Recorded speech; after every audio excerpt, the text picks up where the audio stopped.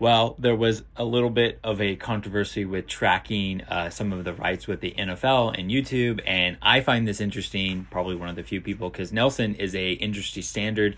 If you've been following me in any length, I talk about this all the time. But I find it interesting because tracking things digitally is hard, mainly because the terminology and the words and the tracking metrics are different via platforms, and the way people talk about these metrics, they kind of skew it, or they kind of play it towards a larger vision that doesn't necessarily make sense. And really the thing that is most important with tracking things digitally is the trend. And so if you've been tracking something one way for a long time, you can see the trend. But people can say, oh, it was this big or that big, and you find out it really doesn't matter. And so what happened was NFL did this partnership with YouTube for the first time, where they streamed a bunch of they streamed one of the games on YouTube. And YouTube's been trying out a couple different features. One is collab with, and what's really interesting with this one is that it allows you to kind of upload one video to 5 different places to kind of grow your audience. And then they also had this feature called watch with, and this is what they did at this game is they allowed the NFL to kind of stream this, or they made this partnership, and then they encouraged a bunch of people to do watch with. And so I logged in on this night, and I saw a bunch of people watching the game.